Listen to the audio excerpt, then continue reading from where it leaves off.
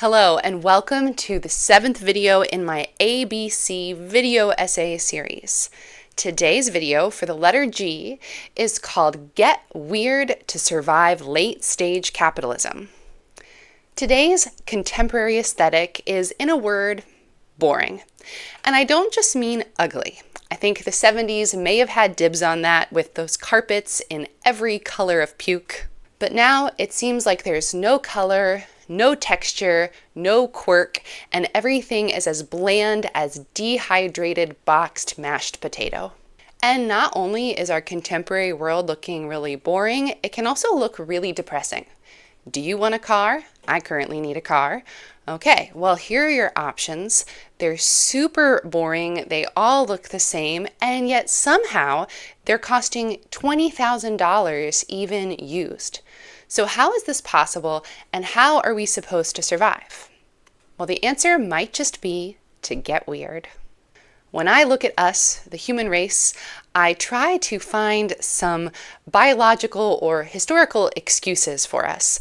Essentially, I want to find some kind of conclusion that says it's not all our fault.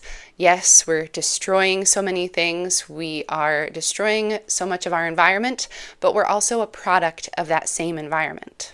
A common overgeneralization of Darwin's theory of evolution that I'm sure you've heard is survival of the fittest. But I'm here today to suggest a different strategy, a different theory, survival of the weirdest.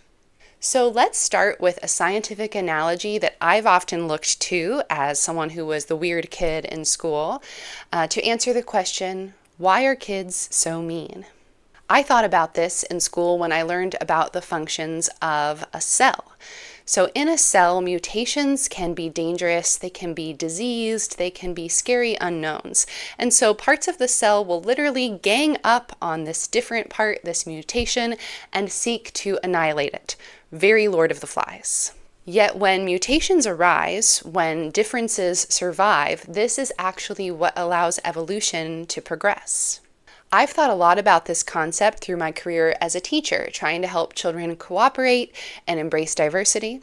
But now in my first corporate job, I'm thinking about this instinct to annihilate what is different in a totally different context. To make money, businesses and employees need to leverage up, optimize, and strategize. These are really fancy words, but often it actually means playing it safe. Stick to the script, don't scare the clients or the investors, research the market standard, slap some corporate Memphis art on it, if we can call that art, and then try to maximize profit by being as generally appealing as possible. And that's late-stage capitalism for you.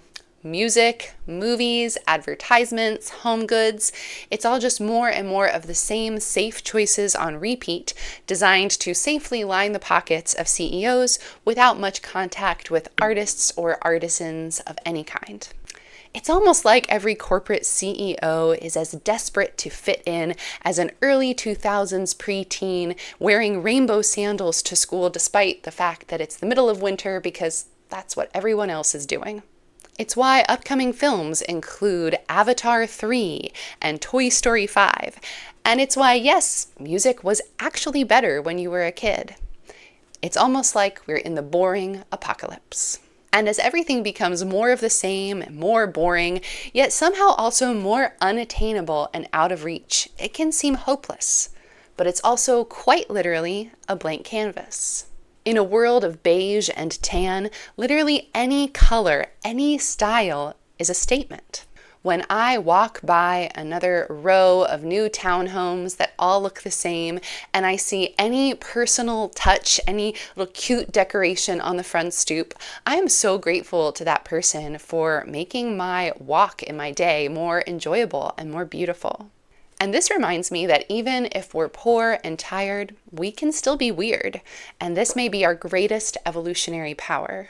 By being your weird self, you can make the world a more interesting place, a better place, and you can maybe even give people something else to talk about other than the 6th Jurassic Park movie.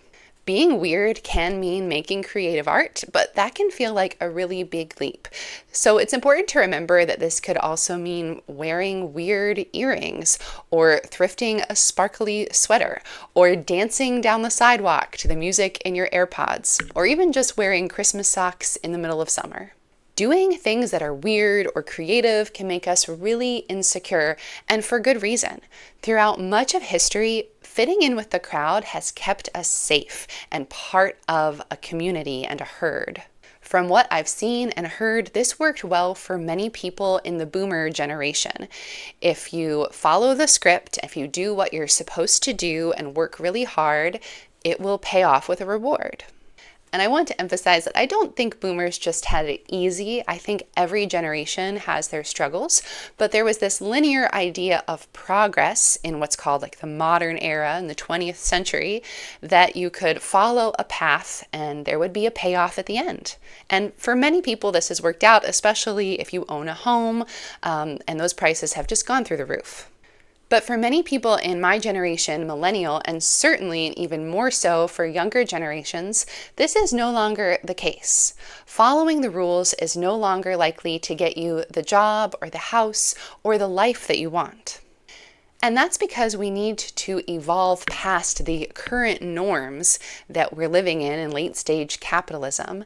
It's time to change the script. It's time for a cultural mutation. In other words, it's time to get weird. It's time to create poetry about the feeling of lycra. It's time to finger paint with hot sauce and sing a song about your lost car keys and maybe even cut your own hair. I don't know. Anything goes. And that's exactly my point.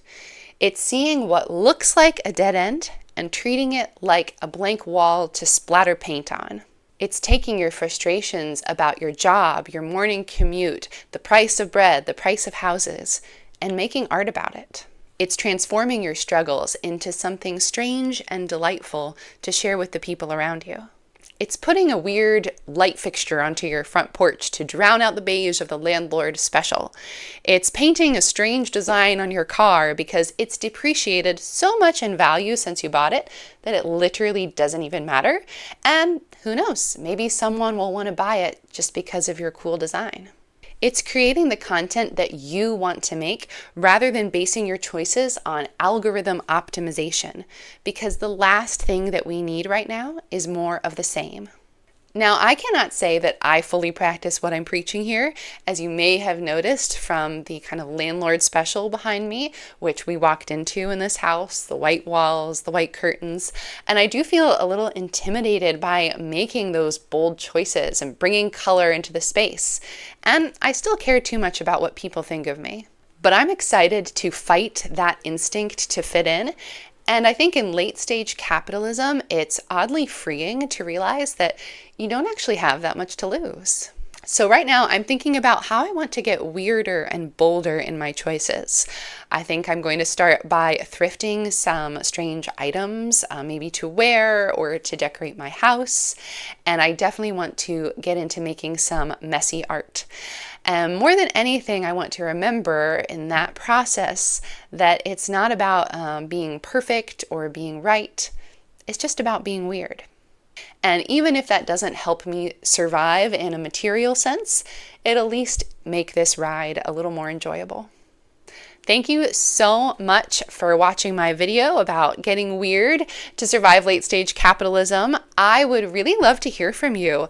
What is your experience of late stage capitalism? How are you surviving?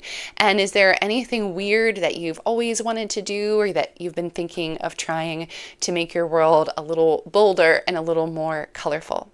Please let me know in the comments below. And if you've enjoyed this video, please subscribe to our channel, The Unenlightened Generalists, and you can also find a link to my video essay series in the description below, the ABC Challenge. And I hope to see you around in future videos. Thank you so much and have a lovely day.